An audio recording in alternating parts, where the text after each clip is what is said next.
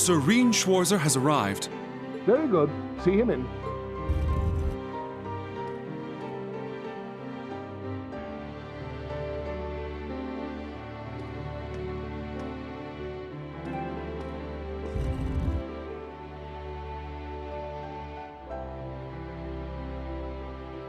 I apologize for calling you here like this, Instructor Schwarzer.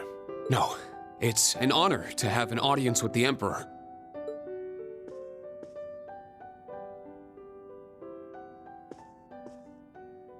Your dances with your sister and Alphen were a sight to behold. Your skills as a lead were just as impressive as the rumor suggested. I'm sure my daughter was very happy. Well... I'm only joking. You've helped out Olivert numerous times. You've rescued Alphen twice. And you saved Cedric's life at the end of the Civil War. My entire family is grateful for everything you and the rest of Class 7 has done. As the Awakener of the Ashen Knight, the very same one my ancestor once piloted, you have saved many lives and averted many crises. So you knew the truth about Emperor Dreikels? Yes, indeed. As well as the relationship between the Chancellor and yourself. You know that, too? Yes, I figured it out somewhere along the way. When I asked, the Chancellor didn't deny it, so I took that to mean my suspicions were correct. He and I have much in common. Both of us have lost loved ones to the foolish schemes of others. I've heard about the Chancellor, but Your Highness? It happened long ago. Have you perhaps heard anything regarding Olivert's birth mother? That story.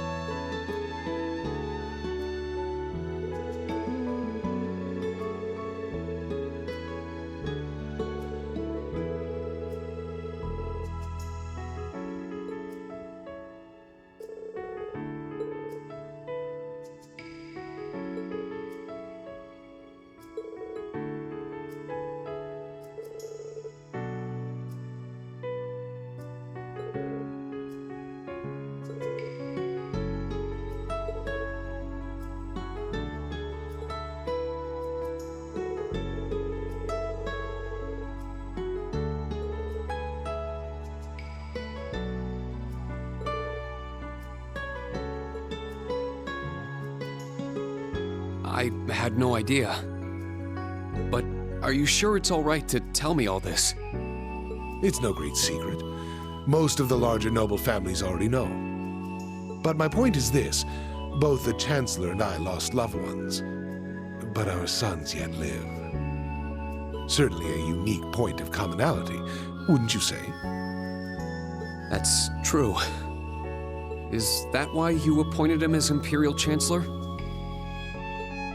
It's true that I felt an affinity with him. However, the most important factor was his negotiation of the ceasefire with Liberl. The events of Hamel wounded my heart deeply. But I knew I could not allow them to be made public. He managed to get both the Four Great Houses and Liberl to concede to his terms and put the 100 Days' War to an end. And so rose the first common-born Imperial Chancellor. Now I understand. But in the 13 years since he became Chancellor, a lot has changed. The nobles have lost power, while he's only gotten stronger. And he's using that power to steer Erebonia in a dangerous direction. With all due respect, I don't think it's right to sit back and let him continue. I understand your concern. Olivert's as well. Olivert is more concerned for his brother and sister's futures than anyone. In that respect, he sees the Chancellor as a bigger threat than the nobles do. However, things are not so simple. Regarding myself and the Chancellor, tragedies like Hamel, at times, this nation will make the most tragically foolish decisions. During the War of the Lions, the brothers of the royal family spilled each other's blood and pulled the nation into their feud. The history of Erebonia is smeared with blood and alight with flames, more than any other country. That's... He's right. Deception is an important tool in politics and war, but the thought of killing your own people as an excuse to invade another country... As a teacher of history, I'm sure you have your own thoughts on this matter. So tell me, do you know the people of Erebonia to have a cruel temperament? No. The people of Erebonia are sincere and value honor and pride. They think highly of martial skill, but know it is a virtue to use it only when absolutely necessary. The incidents you spoke of, it's almost as though a devil had been whispering in their ear.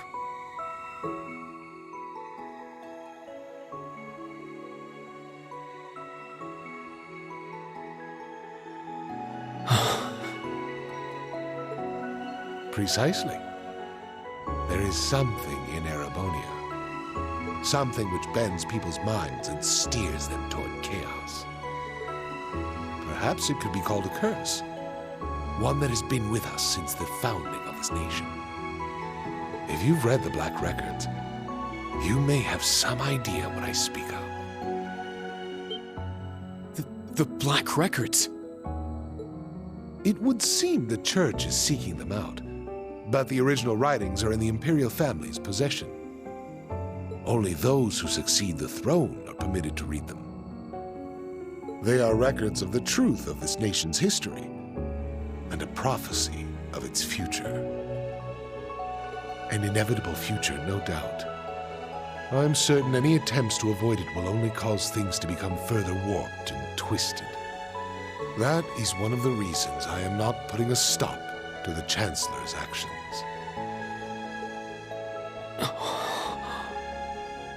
Sure, I don't know all the details, but both the Chancellor and His Highness understand the situation fully. Yet they...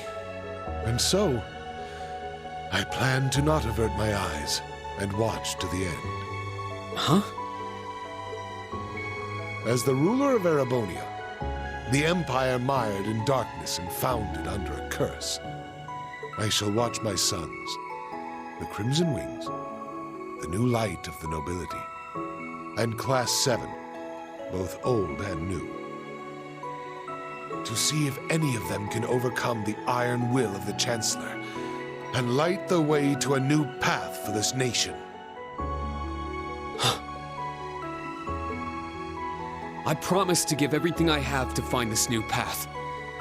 Not just as a member of Class 7, but on behalf of Thor's Military Academy and all its students and graduates.